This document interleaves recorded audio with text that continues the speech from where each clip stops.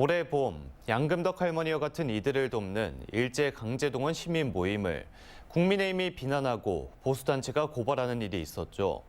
김기현 대표가 시민운동을 가장한 비즈니스가 의심된다는 표현까지 쓰기도 했는데요.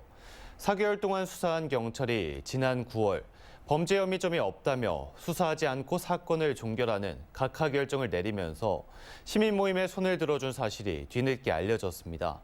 천홍희 기자가 취재했습니다. 지난 5월 국민의힘 최고위원회의. 이 자리에서 김기현 국민의힘 대표가 뜻밖의 발언을 내놓습니다.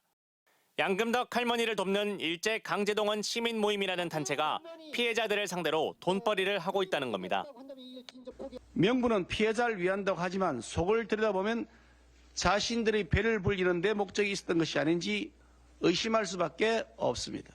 시민운동을 가장한 비즈니스이고 근거는 강제동원 시민 모임 측이 지난 2012년 피해자 5명과 맺은 약정서였습니다.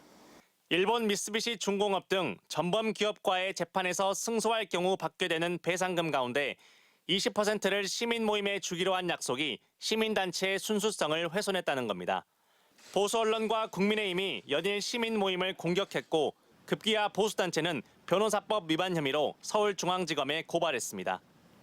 변호사가 아닌 단체가 금품 등 이익을 받을 것을 약속하고 중재, 화해 등 법률 사무를 취급했다고 판단이 됩니다. 하지만 경찰은 4개월 동안의 수사 끝에 시민 모임에 범죄 혐의점이 없다는 뜻의 각하 결정을 내렸습니다. 경찰은 시민 모임이 피해자들에게 변호사를 알선하지 않았고 배상금 기부 역시 강제동원 피해자들이 직접 제안한 사실을 확인해 이번 사건을 각하했습니다. 이 사건은 수사 종결권을 갖고 있는 경찰이 검찰에 넘겨서 수사할 필요가 없다라고 해서 불송치 결정을 한 것이고요.